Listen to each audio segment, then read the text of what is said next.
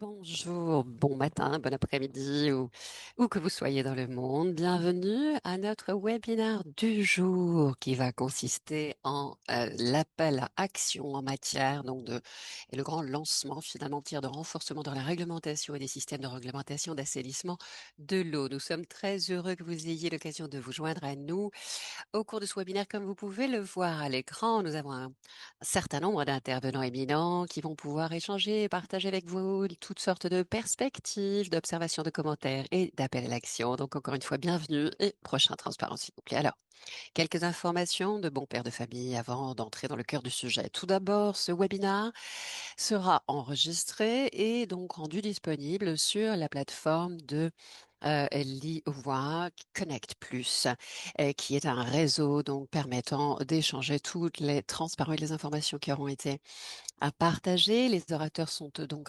responsables entièrement des autorisations et des droits d'auteur de tous les travaux qu'ils pourraient présenter durant cette présentation. Et il faut bien dire aussi que leur transparent n'engage qu'eux-mêmes. Prochain transparent ensuite.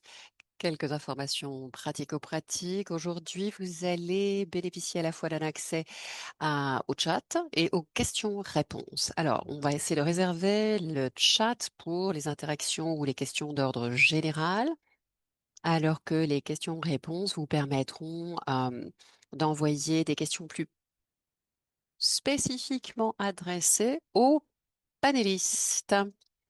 Et ceci devrait donc vous permettre de trouver une réponse, nous espérons, pendant le courant de leurs interventions respectives, si non plus tard, puisque nous aurons une trace qui vous permettra de rester connecté. Prochain transparent ensuite. Alors, on aimerait déclarer officiellement ouverte finalement cet appel mondial à action dans le renforcement des systèmes de réglementation, de la gestion de l'eau et de l'assainissement des eaux.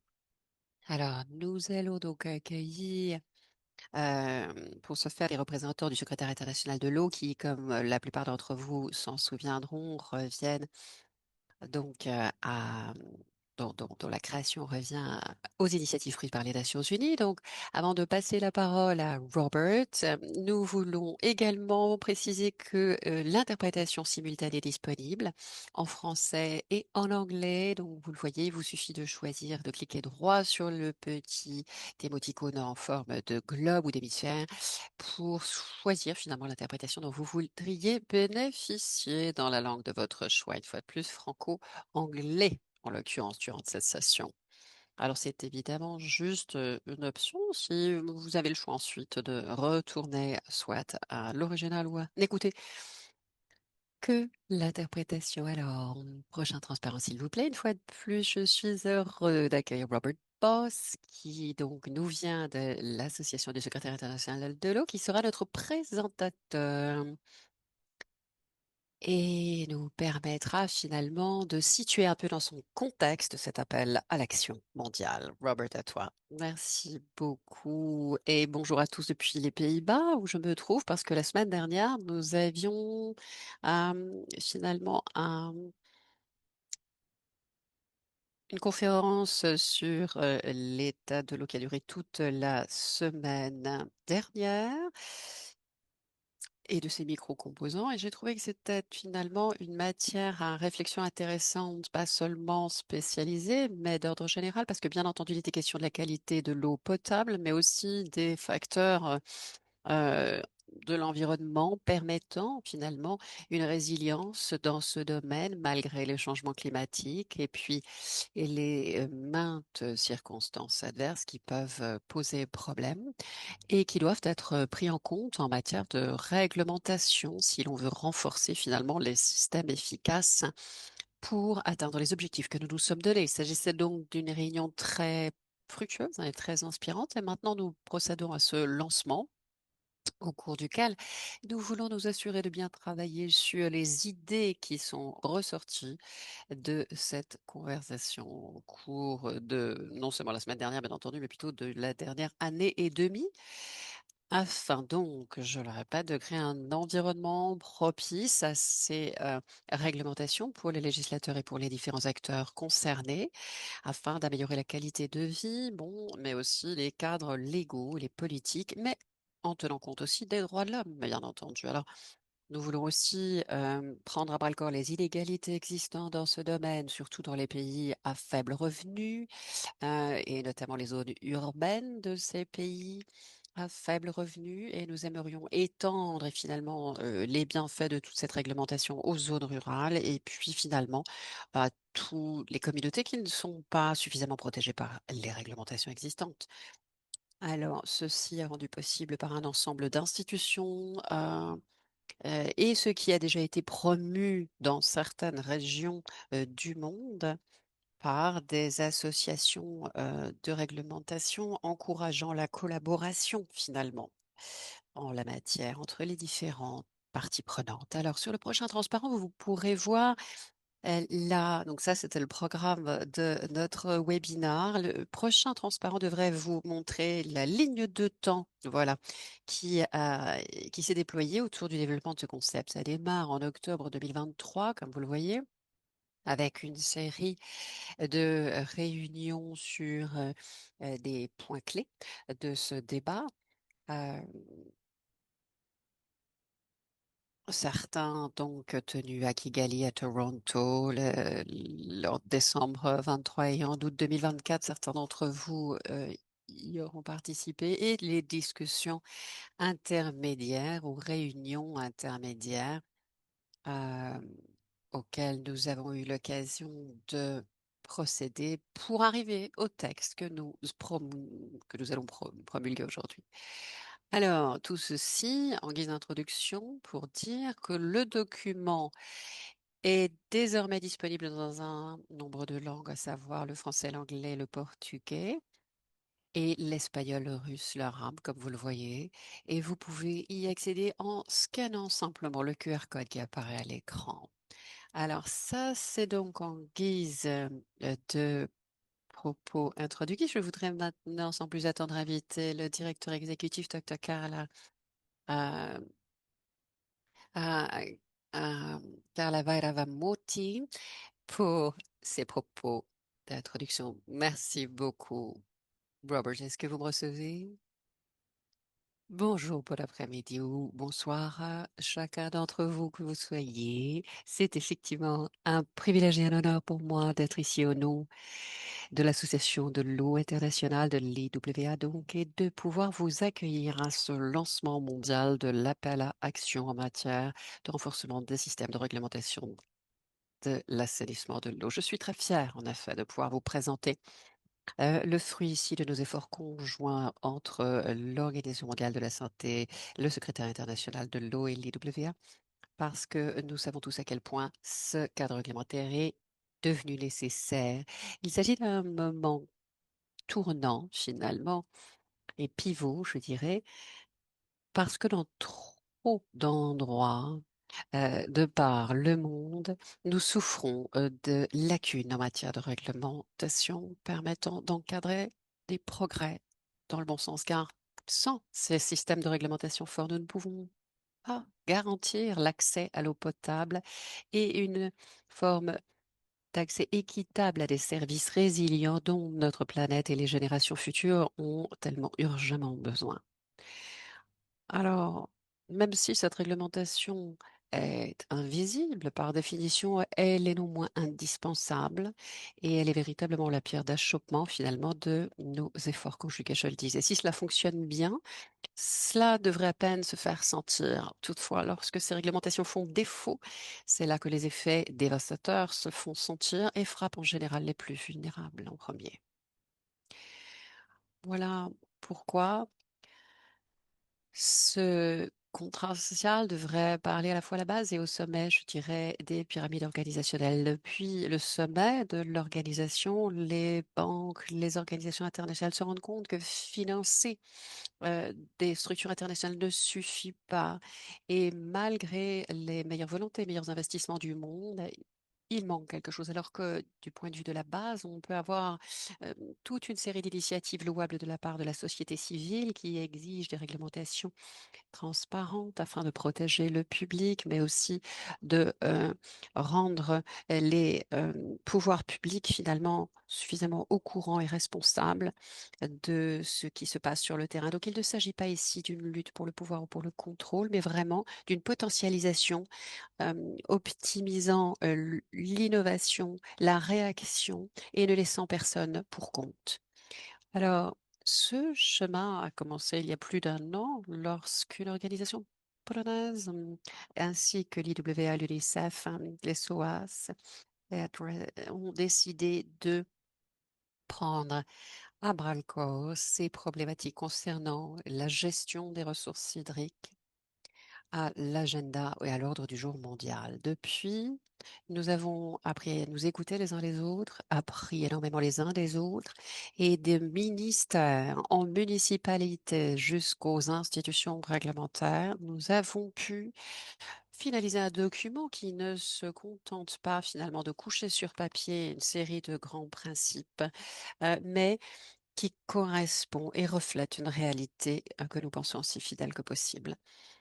Alors, ce mouvement correspond, puisqu'on parle d'un appel à l'action, à donc un appel au soutien de la part de tous les gouvernements et de tous les peuples pour faire en sorte que cette réglementation devienne véritablement la pierre d'achoppement, je le disais, de toutes les réglementations et les législations futures.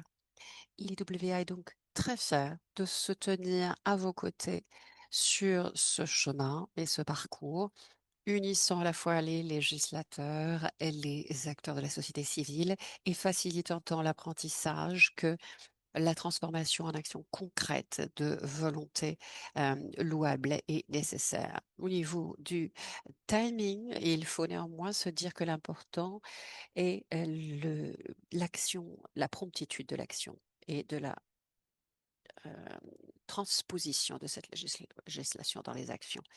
Donc, nous espérons que toutes ces aspirations euh, s'instillent dans vos travaux, dans vos euh, porte-parlers, dans vos propres euh, travaux communautaires de par le monde. Car nous ne nous contentons pas de renforcer les systèmes, mais nous essayons de reconstruire un monde où la dignité et la résilience pourront être au centre de tous les foyers. Donc, une fois de plus, un grand merci à chacun d'entre vous et je repasse la parole à Robert à ce stade. Merci. Merci beaucoup, Kyle, pour ces mots inspirés et empreints de sagesse. Alors, je vais ensuite passer à une vidéo que nous avons reçue de Son Excellence Numatsudi, qui est donc la déléguée des Nations Unies à l'eau. Retno Marsudi, en guise d'introduction.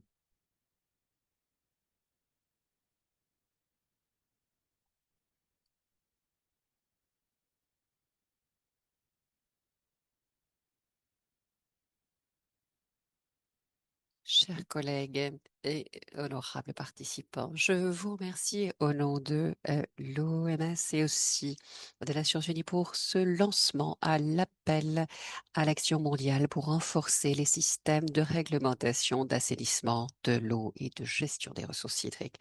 Cet appel à l'action survient à un moment crucial où il est temps de garantir un assainissement de l'eau et des ressources hydriques pour tous. Malgré les progrès réalisés dans le monde, trop de personnes manquent accès à l'eau potable. Plus de 3,6 milliards de personnes.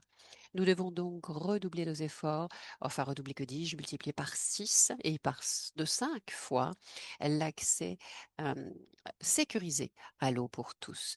Et ceci donc implique un ordre du jour assez serré parce que le nombre de personnes impactées par Les défis en matière d'accès à l'eau potable ou saine sont trop élevés. Ce n'est plus possible de rester les bras ballants face à cette situation. Il nous faut donc passer à des actions concrètes. Renforcer les systèmes réglementaires en matière d'assainissement de l'eau sont donc des facilitateurs absolument indispensable dans le secteur de l'assainissement de l'eau.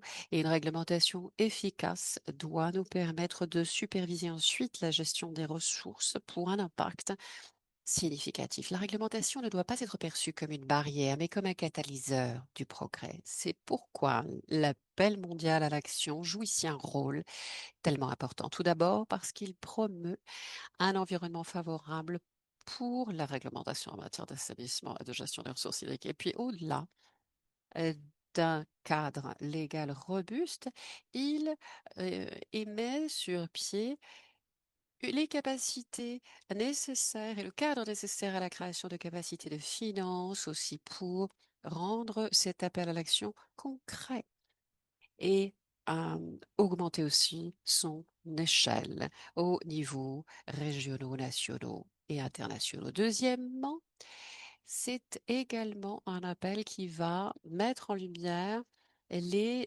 aspirations conjointes de tous les acteurs et parties prenantes, car l'eau est un bien commun qui relève de la responsabilité de tout un chacun.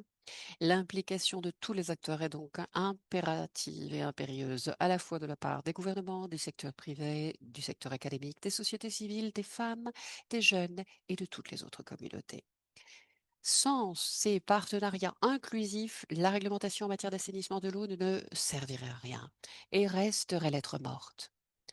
Et enfin, l'appel souligne aussi l'importance de la viabilité à long terme. La réglementation n'est pas une fin en soi. L'objectif est justement de garantir que toute réglementation soit perçue comme un instrument de progrès.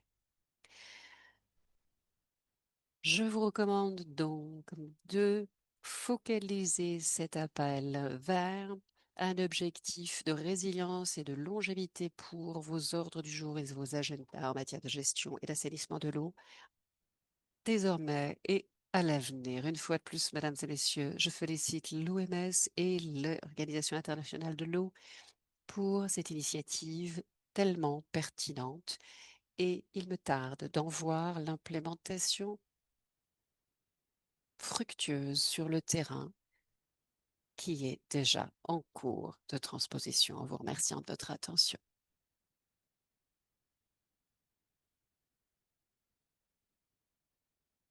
Merci. Alors après ces quelques mots que nous a gentiment partagé l'envoyé spécial des Nations Unies, nous allons pouvoir entrer dans le cœur du sujet. Et j'aimerais donc vous présenter le reste des intervenants au panel qui a accepté de se constituer pour ce webinaire. Nous avons tout d'abord Noémie Plumier, qui est facilitatrice des partenariats pour le Parlement mondial des eaux, qui est juriste et s'est penchée sur la question des droits de l'homme dans un grand nombre de pays en matière d'assainissement de l'eau. Nous avons également Yvan Magawa, qui est régulatrice et qui nous vient de Zambie avec 18 ans d'expérience en matière de réglementation des Nations Unies et qui a également été l'une euh, des instigatrices de l'organisation régionale euh, en matière de réglementation dans l'assainissement et la question des gestions de ressources hydriques. Donc, je voudrais commencer peut-être avant Yvonne avec Noémie. Euh, Noémie, vous avez donc planché sur la question des droits de l'homme et nous savons à quel point le droit et les droits de l'homme sont la pierre d'achoppement justement de toute réglementation. Alors, pouvez-vous nous en dire un petit peu plus, à la fois sur votre expérience et sur la façon dont vous pensez que l'appel à agir aidera à soutenir justement les euh, législations nationales, mais aussi les droits de l'homme qui pourrait bénéficier finalement de cet appel à l'action. Merci Robert. Oui, j'ai malheureusement pas pu activer ma caméra. pour vous suivre visuellement. Juste, il y a eu un léger malentendu à propos de mon titre. Je m'occupais des partenariats stratégiques pour l'eau, mais maintenant je m'occupe du secrétaire, pour le secrétariat international finalement, des thématiques liées à l'eau. Cela appartient finalement et relève de la même grande famille, je dirais bien entendu, mais en cette qualité. On m'a demandé de jeter un éclairage un peu plus précis sur les droits de l'homme, en effet, du point de vue des sociétés civiles et des réseaux de jeunesse. Et donc, c'est dans cette qualité-là que j'ai rejoint l'appel à l'action, ce qui maintenant m'amène à répondre à votre question. Bien sûr, c'est un privilège pour moi d'être avec vous. Merci de m'avoir invité. Et je voudrais contribuer ma partie à mener ma pierre à la discussion en insistant sur l'importance, en effet, de respecter une approche tenant compte des droits de l'homme, car en effet, les sociétés civiles jouent un rôle clé dans la promotion finalement de cette vision mondiale que nous défendons aujourd'hui. Alors, pourquoi adopter une approche basée sur les droits de l'homme? Eh bien, parce que tout d'abord, rappelons-nous que l'accès à l'eau saine est un droit de l'homme parmi tant d'autres. Nous avons le droit à la dignité, le droit à la santé. Les membres de l'OMS le confirmeront bien sûr, le droit à la nourriture, le droit à un environnement propre, qui est le nouveau bébé arrivé dans la liste d'ailleurs. Et donc l'accès à une eau saine n'est pas seulement un besoin légal, mais un impératif moral, je dirais. Et nous savons à quel point nous traversons aujourd'hui des temps quelque peu troublés et obscurs en matière de respect des droits de l'homme. Donc, garantir cet accès aux services sanitaires, même si la technique peut faire défaut, doit néanmoins rester aussi inclusif que possible avec un système de responsabilisation finalement des autorités pour mettre en place ces principes. Ce qui veut dire que nos réglementations doivent garantir l'accessibilité, l'acceptabilité, le fait que ce soit économiquement viable pour tous, mais aussi et surtout pour les plus vulnérables. Et vous verrez, il s'agit d'une série de commentaires qui ont été inclus aux déclarations des Nations Unies depuis 2002 déjà, et nous allons fêter bientôt encore un anniversaire de la Déclaration des droits de l'homme, donc ce sera l'occasion de s'en rappeler, mais il s'agit d'obligations finalement qui se destinent surtout aux États, qui ont l'obligation de garantir le respect de ces droits de l'homme, mais aussi tous les acteurs euh, qui les entourent ou qui en émanent. Je ne sais pas si j'ai encore un temps de parole plus ou moins grand peut-être. Pouvez-vous en dire plus au prochain round? Et nous passerons dans un premier temps la parole à Yvonne pour écouter ce qu'elle a à dire en tant que secrétaire exécutif de l'Association régionale des réglementateurs, des législateurs, pardon, de sa région. Peut-être serait-il aussi intéressant d'entendre son son de cloche par rapport aux effets bénéfiques de cet appel à action et de lui demander si elle a déjà vu peut-être quelque impact des efforts qui ont déjà été réalisés pour faire de cet appel à l'action une réalité, Yvonne. La parole est à vous. Merci, Robert. Alors, les SAWA, c'est un réseau de législateurs en matière d'assainissement, surtout pour la région orientale de l'Afrique, mais nous avons eu l'occasion de nous élargir au reste du continent depuis peu, donc le Nigeria et d'autres pays. Et je dirais que notre objectif principal a été de promouvoir l'accès, donc par le biais d'une réglementation efficace, mais aussi de construire les capacités euh, de créer les capacités nécessaires pour que les gouvernements puissent euh, transformer en action concrète ces promesses. Alors, comme les précédents orateurs l'ont dit, législation et les réglementations doivent être perçues comme un catalyseur et non pas comme un objectif. Et les trois facteurs clés, je dirais, pour ce faire sont à la fois de renforcer le secteur de la bonne gouvernance, d'augmenter les ressources à disposition de leurs organisations et de renforcer les capacités institutionnelles. La réglementation, en ce sens, joue ce rôle d'ancrage finalement pour ensuite euh, faire face aux autres aspects du secteur. Donc, un appel à l'action qui nous permettent de faire, euh, d'inclure à bord, je dirais, tous les secteurs de gouvernementaux et non gouvernementaux de la société pour ne laisser personne pour compte est primordial. Voilà pourquoi le législateur joue un rôle critique, notamment dans la levée de fonds, bien entendu, par rapport au mandat qu'il est tenu d'exécuter, mais il a aussi un rôle à jouer en matière de construction des capacités institutionnelles pour exécuter les mandats qui lui sont attribués et dévolus. Et ceci, donc, normalement, permet de réaliser les progrès voulus. Donc, en résumé, il s'agit donc d'efforts conjoints et bien coordonnés pour savoir où injecter les ressources afin d'obtenir les changements voulus dans le secteur concerné. Merci beaucoup, Yvonne, et merci en effet de souligner à quel point, en effet, la réglementation a à voir avec des catalyses, des phénomènes de catalyse et non pas de surveillance euh, gendarmée, entre guillemets. Il s'agit vraiment de générer des processus aussi fluides d'un point de vue légal et technique, en effet. C'est tout. Je voudrais maintenant demander à Noémie peut-être de se prononcer. Lorsque vous vous donnez des priorités en matière légale, notamment des droits de l'homme, avez-vous des problèmes en matière justement de compte à rendre et de responsabilisation des différents acteurs impliqués par cet appel à l'action, Noémie? Merci pour cette question.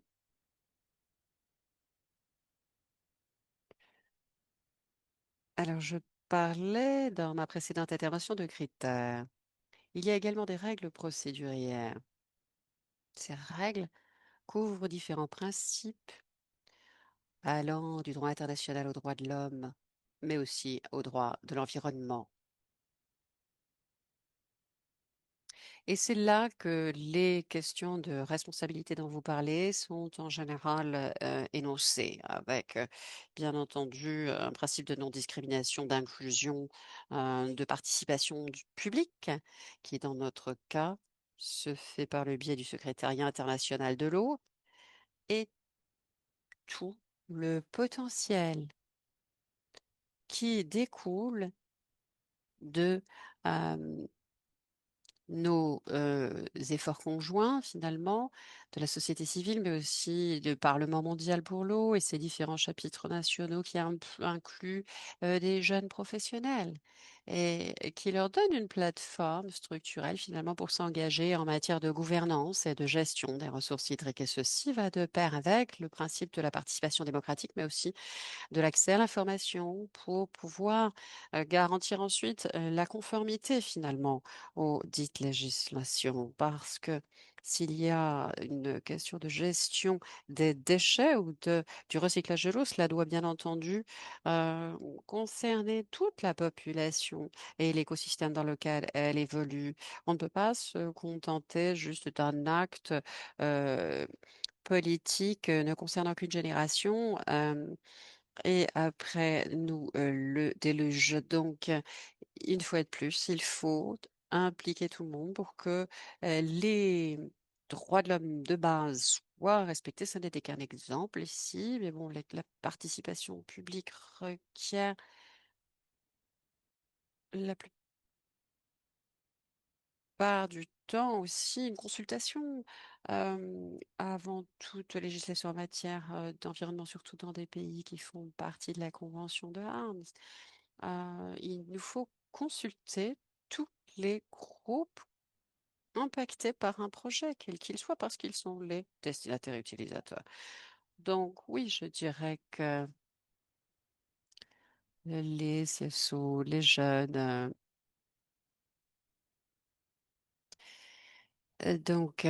Tout ceci, en tant qu'acteurs ou décideurs, finalement, doivent pouvoir maturer ensemble la décision avec les éléments clés euh, permettant de respecter l'équité, mais aussi les systèmes de responsabilisation et les comptes à rendre, entre guillemets, ceci en partant du principe que tout va bien et a priori on n'en a pas besoin, mais en cas de litige, il faut pouvoir impliquer toutes les parties prenantes dans un dialogue cohérent et ainsi que Dr. Veyra, dont le nom est, excusez-moi, parfois difficile à prononcer, elle l'a souligné, il ne faut laisser personne euh, de côté dans cette quête harmonieuse finalement de l'assainissement en matière d'eau à tous les échelons. Très bien, et je vois que tout ce qui concerne la participation, etc., c'est quelque chose de très important. Je voudrais vous demandez à Yvonne. Alors, vous avez effectivement un grand nombre de personnes qui vous suivent en Afrique et à cet égard, je voulais vous demander quels sont les retours que vous recevez, notamment de cette jeunesse quant à l'appel à l'action et quelles sont les opportunités et les obstacles que vous rencontrez ou que vous envisagez suite au développement de ces appels à l'action dans votre région. Merci pour cette question. Écoutez, oui, je vais répondre surtout en ce qui concerne du développement des réglementations. Vous savez, en Afrique de l'Est, il y a beaucoup de traction qui a été créée par rapport à ça. Euh, les agences de réglementation sont très concernées par tout ça, notamment par rapport aux mécanismes. Alors, la responsabilisation à travers les régulateurs prendre deux directions. Déjà, nous avons vers le haut, donc il y a les gouvernements et les régulateurs et les décisionnaires politiques qui sont euh, en charge de cela et qui permettent justement de développer des services d'amélioration dans ce secteur. Ensuite, il y a les prestataires de services eux-mêmes qui, eux, sont dotés du pouvoir d'apporter une qualité de service. Il faut que ces services soient abordables pour les consommateurs et puissent permettre un accès universel pour tous. Donc, avec ces règlements qui se développent, nous considérons à la fois les zones urbaines et rurales avec beaucoup de sites qui se développent beaucoup plus qu'à l'époque et une concentration, c'est vrai, sur la zone urbaine. Et nous observons également des zones de développement de assainissement des eaux. Et donc, il nous faut avoir une approche holistique pour adresser ces différents secteurs dans nos pays. Actuellement, nous avons un appel à l'action qui ne fait que renforcer le travail de ces régulateurs, permettant une meilleure visibilité à ces pays pour aller de l'avant. Pour ce qui est de la euh, cartographie, les récemment inaugurée, notamment pour le développement du travail des régulateurs et tout le travail qui a été identifié, il nous faut évidemment euh, pouvoir comprendre la direction prise pour renforcer les règlements en place et soutenir le développement d'un environnement propice à tout cela.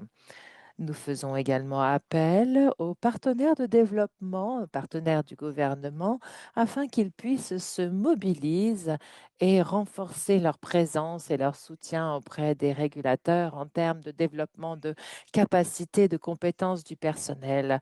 Car effectivement, nous avons développé des centres de formation offrant des formations dans ce secteur pour aider les prestataires de services à mettre tout cela en place.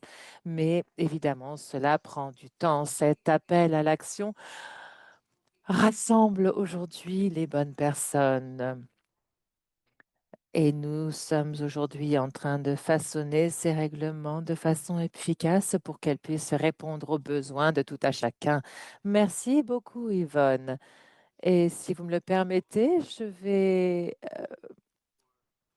m'arrêter là pour cette première partie de nos échanges. Merci Noémie et Yvonne d'avoir fait part de tous ces détails quant à votre façon de renforcer ces régulations, ces réglementations dans le contexte de vos travaux, de votre appel à l'action. Il ne s'agit pas seulement d'un appel à l'action, il s'agit de mobiliser un mouvement qui va renforcer ces cadres réglementaires à l'avenir et pour de nombreuses années encore. Donc, merci Yvonne, merci Noémie. Nous avons un autre intervenant qui va nous offrir sa perspective quant à l'appel à l'action. Il s'agit de Gustave, Satiel, qui était avec la Banque mondiale à Washington et aujourd'hui c'est un expert dans le secteur de l'assainissement des eaux.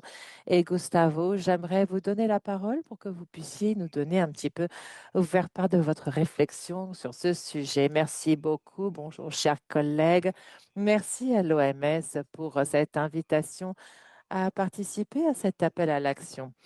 Et aujourd'hui, nous sommes effectivement à un point culminant de l'histoire, avec seulement 5 ans qui nous restent avant d'atteindre l'objectif du développement durable numéro 6. Nous devons nous assurer de pouvoir apporter un assainissement des eaux et de l'eau potable pour tous. Malheureusement, la vérité est que nous n'y sommes pas encore. Avant tout, nous devrions pouvoir apporter un développement financier durable pour tous, mais aussi permettre de responsabilité tout à chacun quant à l'apport de l'eau potable pour chacun. Mais vous savez quoi?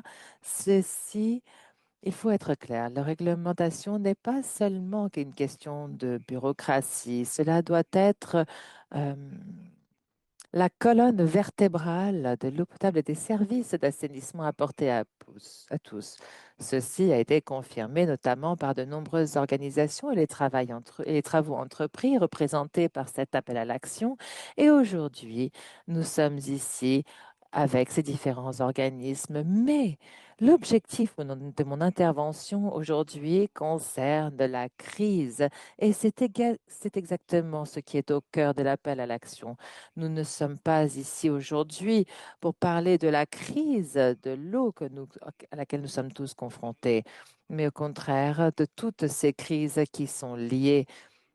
Évidemment, la première crise concerne le changement climatique qui fait que ces ressources aujourd'hui sont de plus en plus euh, difficile à atteindre. Et dans le cadre d'une gestion adaptative, il nous faut être beaucoup plus résilients dans nos développements et notre planification des différentes infrastructures.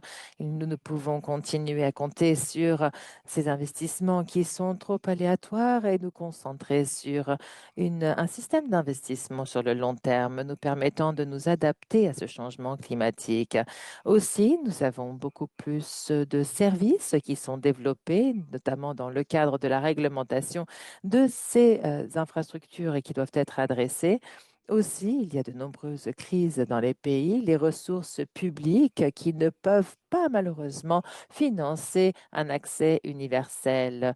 La réglementation est indispensable pour débloquer des fonds privés permettant une mitigation. Bref, ensuite, il nous faut nous assurer politique, qu'une stabilité politique devrait permettre de faciliter la réglementation et considérer les États qui sont actuellement en conflit. Il nous faut considérer les systèmes réglementaires qui sont limités aujourd'hui dans de nombreux pays et nous assurer aussi d'apporter un service de santé euh, universel pour tous. L'objectif de développement durable numéro 6 est indispensable et c'est un point culminant des développements réglementaires et dans la stratégie. Il nous faut considérer l'infrastructure fondamentale qui nous permettra de tout mettre en place. Le choix est nôtre.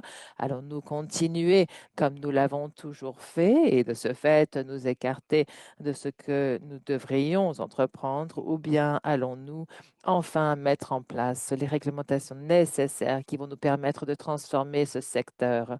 Les crises sont multiples et les obstacles sont présents. Les appels sont urgents. Nous ne pouvons nous autoriser un gouvernement faible et une inactivité et une inefficacité dans la livraison des services. L'appel à l'action est indispensable et il nous faut atteindre ces objectifs d'assainissement des eaux au plus tôt. Merci beaucoup, cher Gustavo. Les points évoqués sont très importants. Vous avez notamment parlé de ces cadres réglementaires et l'exécution des différents projets. J'ai été d'ailleurs euh, saisie par les points que vous avez mentionnés concernant la livraison des services et notamment dans les travaux qui ont été entrepris au Kenya avec Robert Kungubia, notamment dans les droits de l'homme et l'accès à l'assainissement des eaux et à l'eau potable, qui est un instrument indispensable dans la réglementation et des services à apporter. Mais maintenant, je vous invite à poursuivre sur le deuxième panel et nous aimerions accueillir certaines personnes et certaines agences clés qui sont là et qui ont développé cet appel à l'action. Mais beaucoup de partenaires ont contribué à ce projet. Nous les avons consultés à différentes reprises afin de nous assurer que nous allions dans la bonne direction. Deux de ces partenaires sont ici avec nous. Le premier est un régulateur palestinien, Mohamed Hamaldi, qui travaille aujourd'hui dans des circonstances très difficiles et qui a grandement contribué de par son expérience et son savoir à cet appel à l'action. L'autre participant est Neil Dodd. Il est directeur de Aquafed, qui est une entreprise privée d'assainissement des eaux. Et tous deux, nous parlerons des difficultés qu'ils rencontrent lorsque l'on parle de la mise en œuvre ou de l'implémentation de l'appel à l'action. Bienvenue, chers amis, bienvenue à tous les deux. Je vais commencer avec Mohamed Hamidi. J'aimerais vous demander, vous avez mis en place différents règlements dans des circonstances très compliquées. Dites-nous un petit peu quels sont les outils qui se sont avérés être efficaces dans les circonstances actuelles et quelles sont les faiblesses que vous avez rencontrées. Nous savons que vous travaillez dans des secteurs et des situations très extrêmes. Et comment est-ce que vous avez pu observer aussi vos pays voisins ainsi que les régulateurs dans les pays voisins et quelles sont les circonstances dans lesquelles elles ont été développées? Parlez-nous un petit peu de tout cela. Merci beaucoup. Bonjour, bon après-midi, bonsoir. Je suis très honorée de faire partie de ces échanges et je suis très honorée de pouvoir faire partie de cet appel à l'action depuis le premier jour. Il faut savoir, pour répondre à votre question, que cette idée était enfin, c'était une idée au début. Nous avons souhaité, euh, au nom de la Palestine, maximiser notre objectif à cela. Et nous avons voulu, nous avons pensé aux prérequis en termes de disponibilité des données qui ont été rendues publiques à travers des plateformes pour que différents membres de la société puissent avoir accès en toute transparence à nos travaux et aux données du pays. En même temps, nous avons engagé des universités en termes de faire appel à des chercheurs pour faire une collecte de données, pour faire une analyse de données et pour suivre les recherches de façon plus approfondie. Nous avons également fait appel aux différentes organisations de société civile, aux groupes locaux, pour permettre un meilleur échange, une meilleure compréhension et développer des relations avec ces différentes entités. Il nous fallait souligner les problèmes de santé que nous rencontrions, le problème de sécurité alimentaire ainsi que le changement climatique. Tous ces rapports ont été établis, mais il nous fallait aussi faire appel au Premier ministre et à faire appel à son soutien. Mais quels sont les problèmes que nous rencontrons? Il faut savoir que les problèmes sont perçus à différents niveaux, autant au niveau local qu'au niveau régional dans le monde arabe. Alors, il y a eu la réunion des eaux qui nous a permis de nous rencontrer et qui a permis justement de pouvoir poursuivre dans la mise en œuvre dans la création d'une association de régulateurs pour les eaux arabes. Alors, il faut savoir que cela va faire partie de l'ordre du jour à travers le ministère palestinien des eaux. Nous allons mettre en place un projet permettant d'unifier les outils nécessaires pour développer cet accès à l'eau propre dans les régions du monde arabe. Pour ne laisser personne pour compte, il faut savoir que nous avons des associations internationales qui sont engagées. Il ne s'agit pas seulement d'aider les Arabes, mais toute la région et permettre à ce que là où il y a une pénurie d'eau, que nous puissions répondre à ces problématiques pour que personne ne euh, n'ait un accès retenu à l'eau propre. Pour ce qui est de la Palestine, alors nous avons effectivement quelques ONG qui nous permettent de faire avancer les choses et nous faire entendre. Et grâce au soutien du gouvernement ainsi que des différents ministères, nous arrivons à faire avancer nos projets. Et il faut savoir que nous demandons à ce qu'il y ait des infrastructures développées pour pouvoir apporter des eaux potables. Étant un régulateur indépendant, effectivement, le gouvernement semble pouvoir ne pas se sentir 100% engagé pour apporter le soutien et la stabilité financière nécessaire pour remettre en place ces projets. Mais c'est pour ça que je parle de cette valeur ajoutée de cet appel et ce que nous avons préparé et l'impact que nous aurons dans la région, pas seulement auprès des pays arabes, mais dans la région dans son entièreté. Merci beaucoup. Et merci pour tout cela. Effectivement, nous devons voir comment cet appel à l'action peut être retenu par les régulateurs et comment cela peut être renforcé. Euh, Neil, je voudrais venir vers vous. Effectivement, les prestataires de services et les utilitaires ont le même objectif d'apporter de l'eau propre pour les- pour l'homme et puis offrir des systèmes d'assainissement des eaux.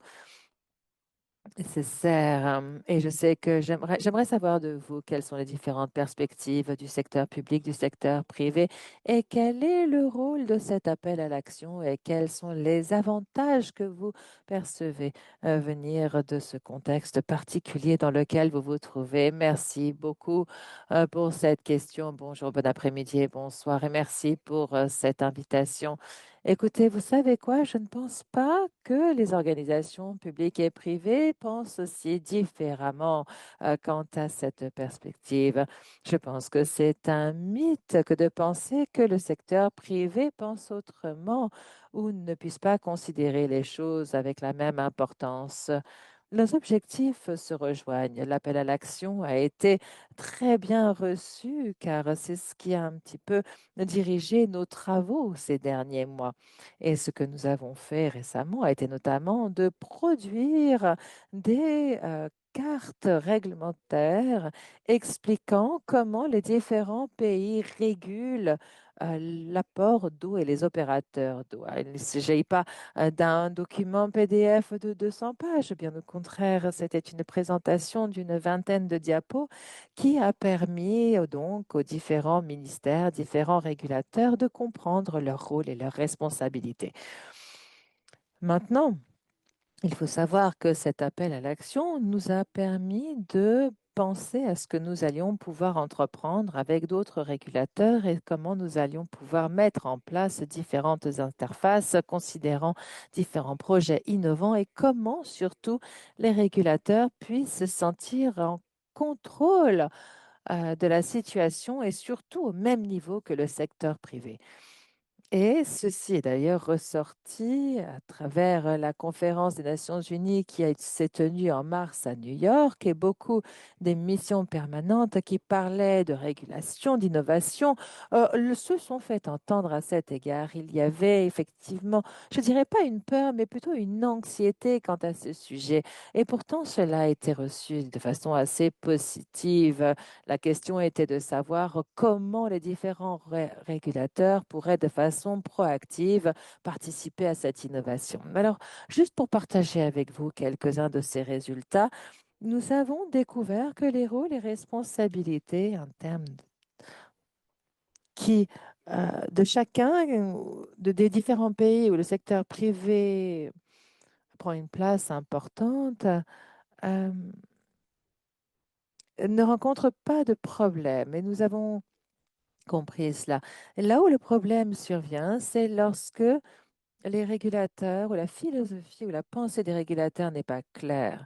Et c'est là qu'il y a effectivement des malentendus, lorsqu'il n'y a pas de code, qu'il n'y a pas de politique nationale claire, lorsqu'il n'y a pas de stratégie nationale claire, lorsqu'il n'y a pas de plan de développement des eaux potables claires, là, effectivement, cela n'attire pas les bailleurs de fonds, cela n'attire pas les finances, des dons et des financements de différents fonds.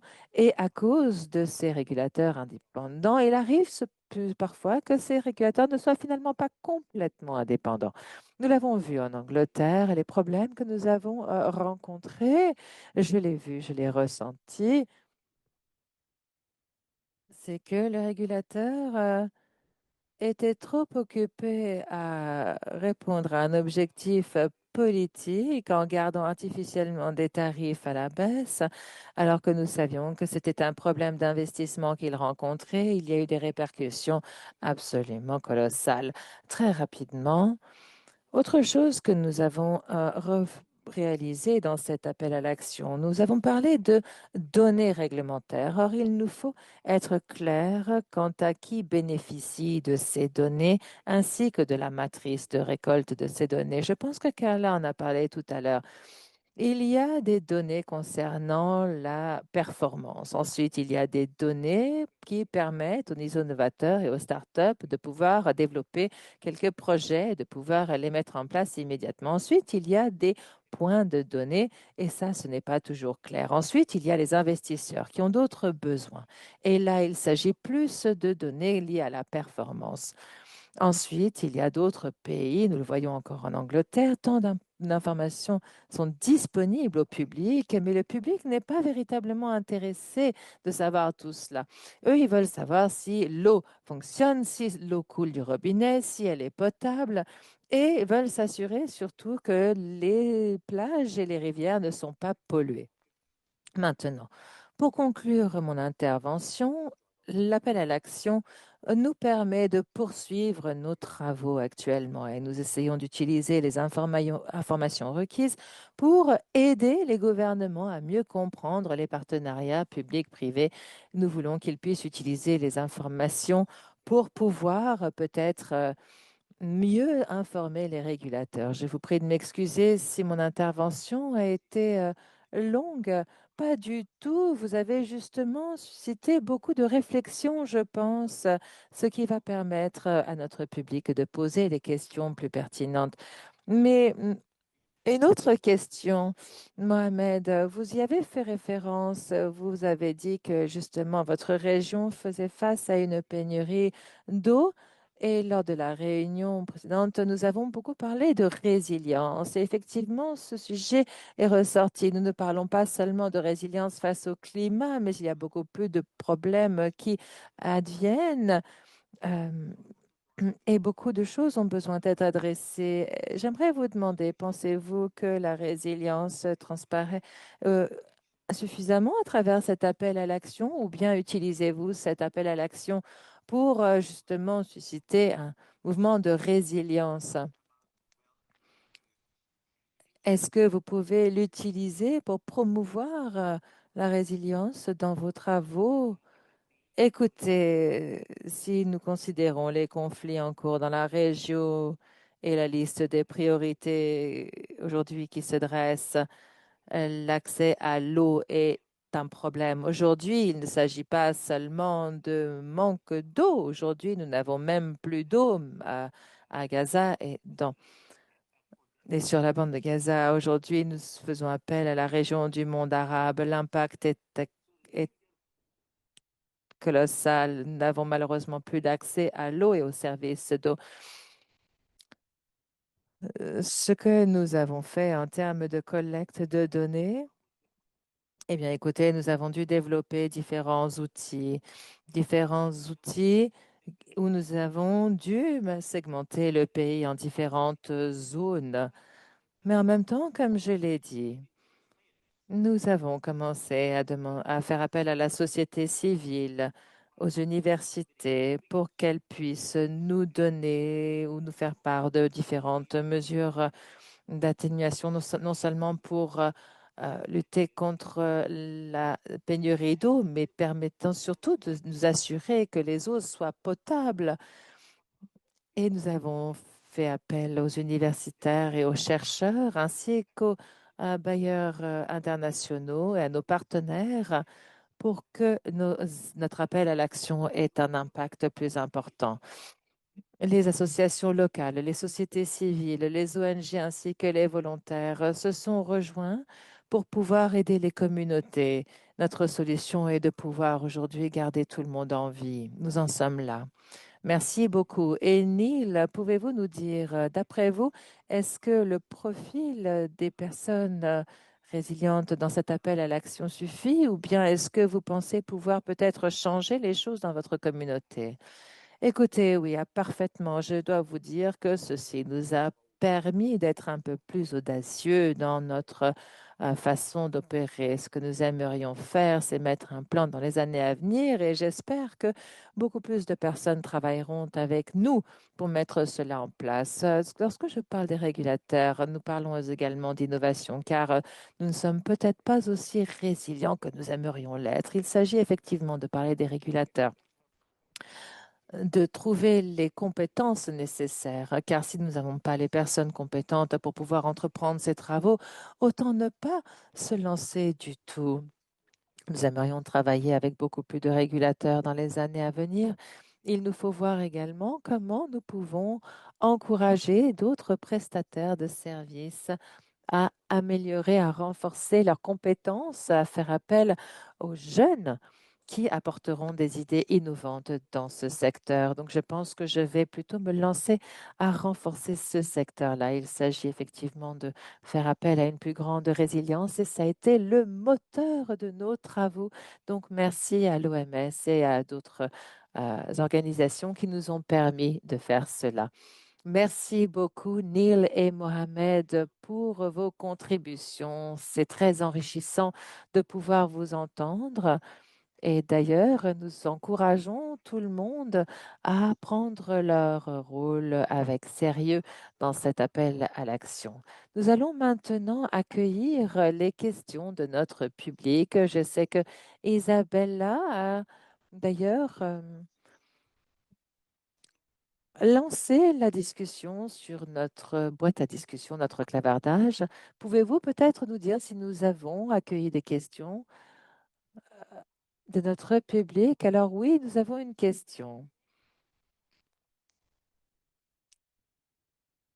Alors, on nous demande, attendons-nous seulement à être soutenus par les gouvernements quant à la mise en œuvre de certaines réglementations et quelles sont les initiatives entreprises par nos personnalités politiques nous permettant de mieux comprendre l'importance des réglementations et quelles sont les étapes à suivre? Écoutez, c'est une question intéressante. Puis-je demander peut-être à Yvonne de répondre à cette question? Il semblerait que cela corresponde parfaitement à ce que vous entreprenez dans votre association et dans vos travaux quotidiens. Yvonne? Eh bien, écoutez, effectivement, nous faisons beaucoup de choses. Nous avons mis en place un centre de formation pour renforcer les acteurs dans ce secteur. Il ne s'agit pas seulement de considérer les régulateurs, mais aller au-delà. Je suis Ravi de pouvoir répondre à cette question et surtout de pouvoir partager avec vous tous les projets que nous entreprenons pour renforcer les capacités. Il faut savoir que nous développons également des cadres réglementaires et des outils qui nous permettent de développer ces projets et ces projets ont été adoptés par d'autres pays, nous permettant d'accélérer la possibilité de mettre en place un système de régulation efficace. Je ne sais pas si j'ai raté quelque chose. Je pense que vous avez tout dit, Yvonne. Merci. Robert, vous souhaitez peut-être reprendre la parole? Votre micro est inactif. Merci beaucoup, Yvonne. Alors, je regardais justement la liste des questions-réponses et je crois aussi qu'il y a une question particulièrement liée à l'assainissement. On sait que c'est tout de même souvent l'enfant orphelin finalement des discussions en matière de gestion des ressources hydriques. Donc, est-ce que vous aimeriez rebondir là-dessus, quelqu'un?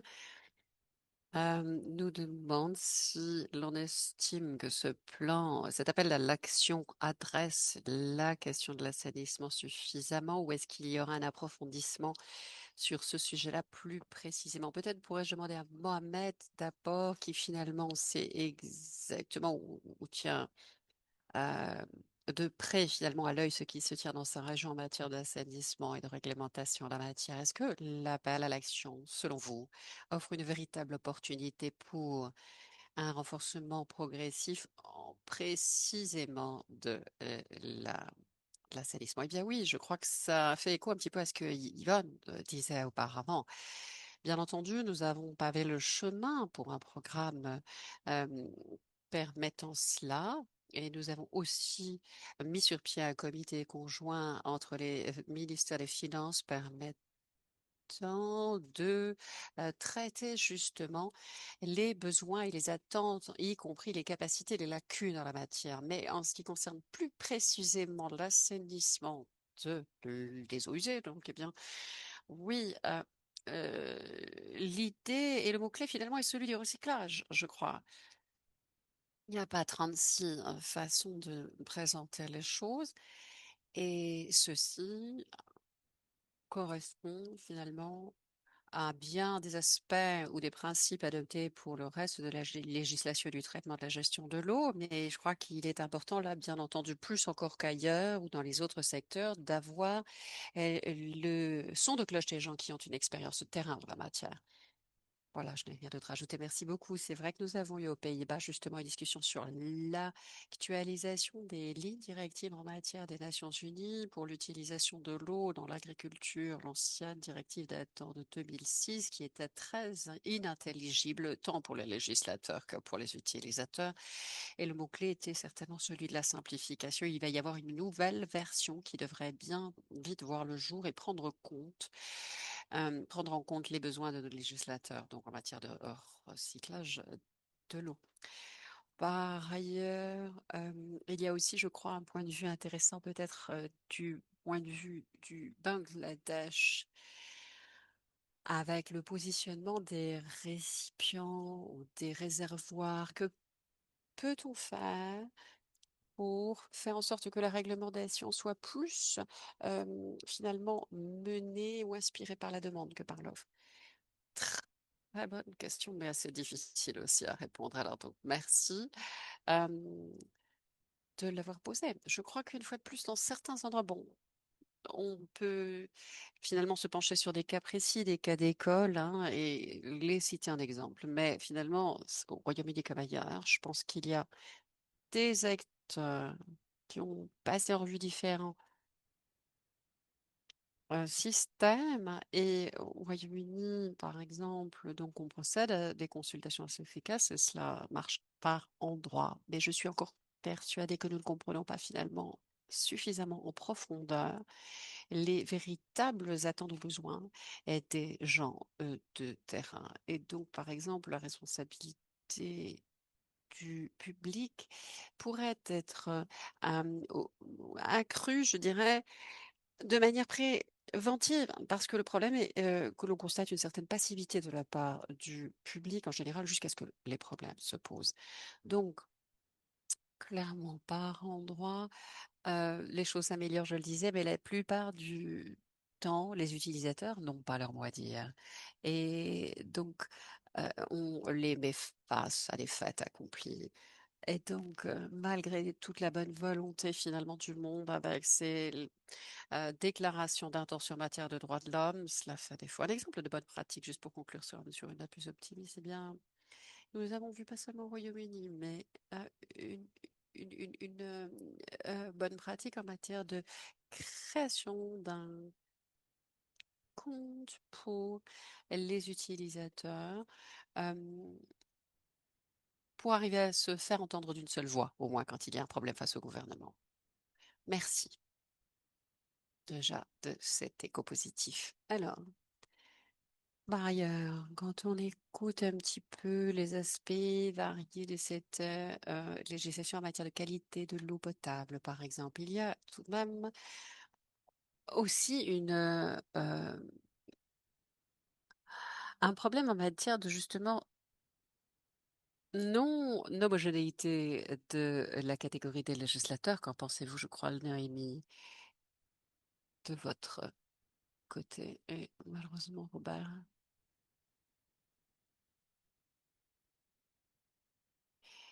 s'est un peu évanoui. Donc le suspense continue. Je crois que Robert, effectivement, a eu un petit problème de connexion. Je vais essayer de le relocaliser dans l'espace virtuel. Ouais, je suis désolée, je peux à ce stade pas encore répondre. Oui, non, pardon, me revoilà. Je parle. Vous me recevez maintenant? Oui, oui, vous êtes là. Donc, on a souvent observé une hétérogénéité, je le disais, dans la communauté des législateurs. Tout le monde, finalement, n'est pas sur la même longueur d'onde en matière de critères pour la pureté de l'eau et les critères de respect de l'environnement, de droit de l'environnement. Donc, comment voyez-vous les opportunités qu'aurait Edmond? Dieu, c'est effectivement une malédiction. La deuxième question suspendue aux lèvres de Robert, occultée à nouveau. Ben, je suppose qu'il s'agit de collaboration entre les différents législateurs et les différents secteurs. Je vais essayer de deviner un petit peu là, les petits points de suspension sur lesquels Robert nous a laissés. Je dirais que la beauté d'une approche basée sur les droits de l'homme est qu'ils sont gramment finalement tous dans la même idée, à savoir une approche transversale et une reconnaissance mutuelle entre les droits de l'homme. Et bien sûr, il s'intéresse plus particulièrement aux plus vulnérables et aux groupes, aux communautés marginalisées en s'assurant qu'elles ne laissent personne de côté. Et en nous consacrant à ces communautés-là, on a tendance à s'adresser à l'ensemble des utilisateurs. Donc, pour répondre à votre question, qui n'a pas été formulée jusqu'au bout, je crois que ce que l'on peut espérer, c'est une collaboration toujours plus transsectorielle. Je suis l'une des plus jeunes membres du panel et donc j'ai eu beaucoup d'expérience dans le militantisme de jeunesse et j'ai entendu chacun d'entre vous euh, euh, insister sur l'importance de ne laisser personne s'enfermer dans sa tour d'ivoire ou travailler en secteur hermétiquement séparés les uns des autres. Et donc, je crois que toutes ces nouvelles euh, mouvances, finalement, pour la résilience et la durabilité en matière de pratiques euh, durables, n'impactant pas l'environnement, finalement, euh, que ce soit des initiatives humaines ou l'une ou l'autre qui apparaissent dans le fil du chat, les législateurs ou les représentants donc au Parlement qui s'adressent à vos hommes politiques pour créer les lois sont tous aussi importants les uns que les autres, mais les jeunes sont de moins en moins timides. Je dirais, ils représentent 2,4% des parlementaires, c'est-à-dire une poignée de sable infime peut-être, mais ils sont néanmoins très audibles et n'hésitent pas à se faire entendre de façon véhémente en leur qualité justement de jeunes professionnels de terrain, sachant ou osant s'exprimer sur la meilleure façon de défendre une législation incluant justement à la fois les droits de l'homme et l'art de préserver l'environnement. Mais cela étant dit, c'est plus facile à dire qu'à faire, d'attirer l'attention, d'augmenter la prise de conscience des législateurs plus traditionnels sur l'importance de cette problématique, notamment l'assainissement de l'eau. Et donc, c'est un des objectifs du secrétariat international de l'eau que de contribuer, bien entendu, à ce dialogue informel et d'arriver à en faire un, une ébauche de dialogue formel pour le porter devant les parlements et les législations nationales et internationales. Merci beaucoup de votre point de vue, effectivement. Sur ce, je crois que nous arrivons à la fin de notre Q&A et nous allons donc passer au prochain et dernier point de l'ordre du jour. L'une des dernières questions étant justement où aller à partir d'ici. Donc, je voudrais commencer par remercier les quatre intervenants du panel pour leur réponse à cette première session de questions-réponses et passer au point final de notre ordre du jour, qui est celui donc de la carte routière, entre guillemets, à partir de laquelle nous allons embrayer sur les points suivants de l'action euh, et du plan d'action. Je passe la parole, je crois, à Bruce à ce stade.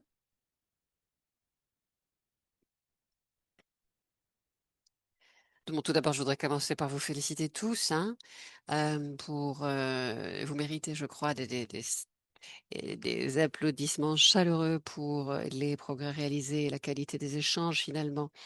Euh, et des remerciements mais particuliers, je dirais, à Robert pour avoir présenté toutes les problématiques pertinentes finalement. Euh, alors, du point de vue de l'OMS, je dirais que effectivement, comme vous le savez, nous avons, suite à la dernière session, décidé de rédiger cette carte routière en matière de progrès, de réglementation concernant l'assainissement des eaux. Alors, pour essayer de vous en poser les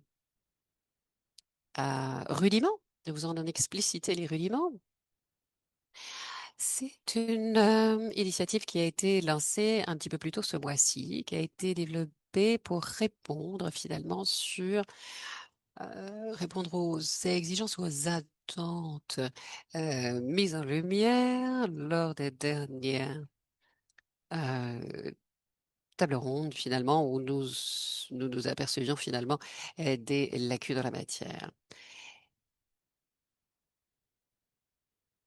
Et donc, cela a permis finalement de suivre les points du développement durable des Nations Unies liés à ces problématiques. Nous partions d'un niveau zéro de réglementation à des exemples de cas concrets qui nous ont servi d'inspiration, tirés de centaines euh, de cas d'école dans le monde tout de même, où les cas d'assainissement pouvaient nous servir d'exemple.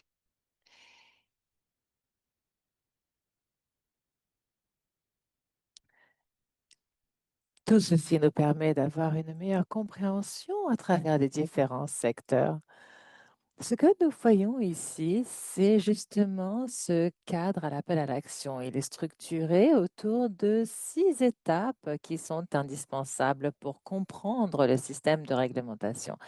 Nous voyons qu'il y a la révision juridique, l'aspect juridique de tout cela, jusqu'au système de données, du développement, du renforcement de la capacité, tout comme ces difficultés émergentes, notamment le changement climatique. Et donc, ceci nous permet de comprendre les principes les plus importants qui vont diriger dans un contexte spécifique les projets et encourager donc les différents pays à entreprendre les actions nécessaires. Et donc, il y a différents processus. Ce n'est pas une liste à suivre, mais ça nous permet donc d'avoir un meilleur point de départ pour les différents pays. Maintenant, comment est-ce que ceci est lié finalement à l'appel à l'action? Il faut savoir que nous sommes là pour passer donc de la théorie à la pratique, de la mise en œuvre et il y a différents outils qui sont développés. Les pays peuvent utiliser cette feuille de route,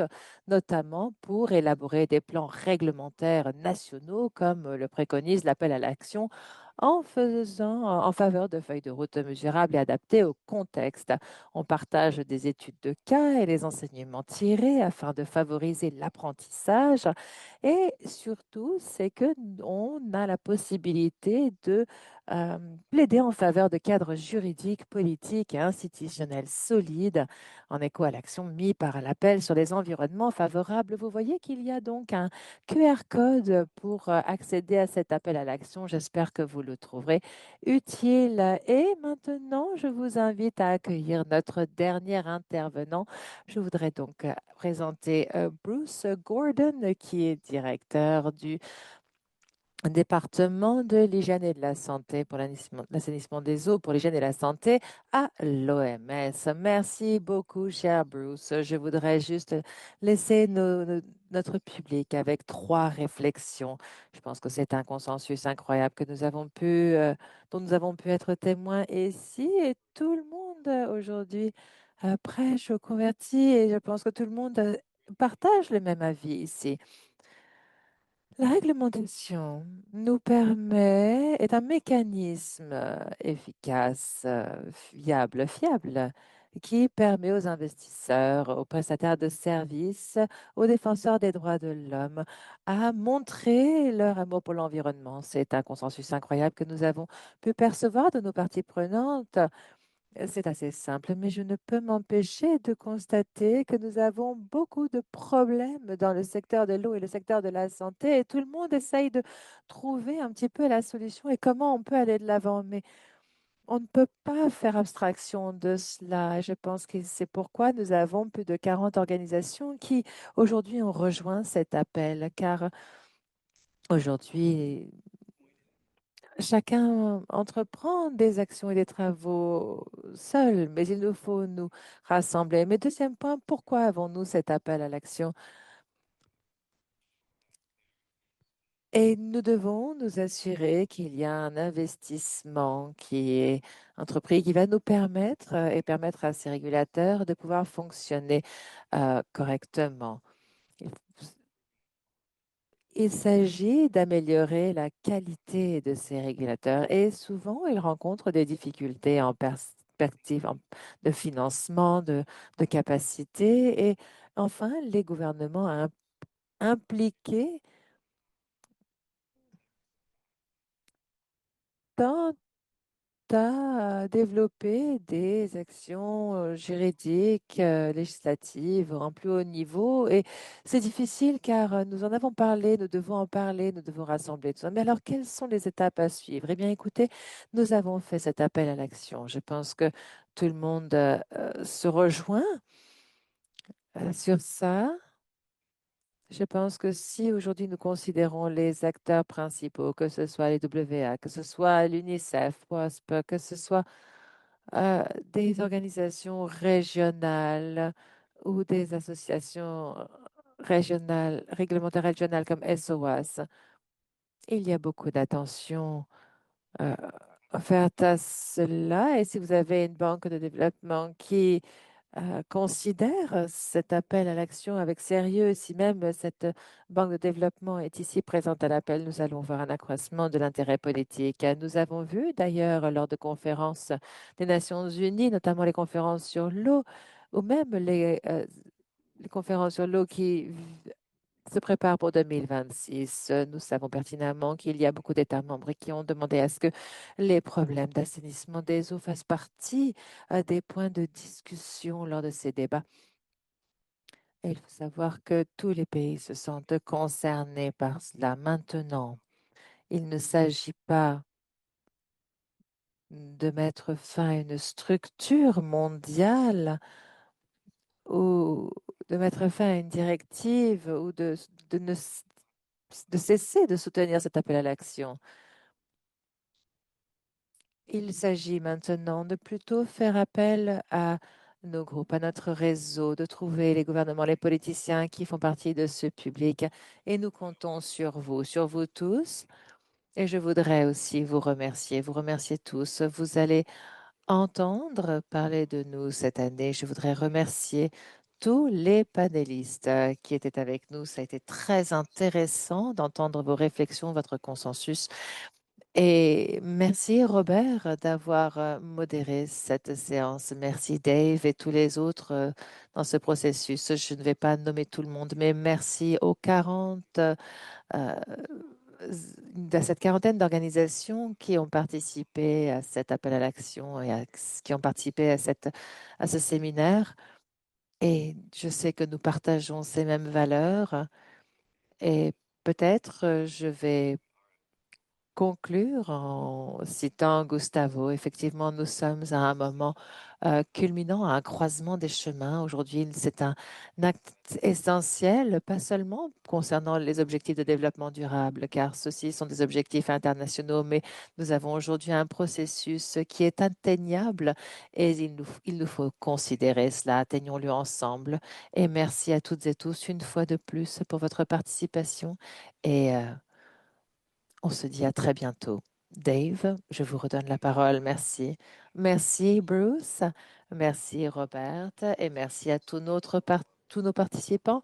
Et merci à tous les collègues qui nous ont rejoints des différentes parties du monde. Donc, s'il vous plaît, je vous invite à télécharger l'appel à l'action. Elle est disponible en 6 langues et continuons à réseauter et continuons ces conversations. Et on se tient au jus, on reste ensemble et on se retrouve très bientôt. Très bientôt. Les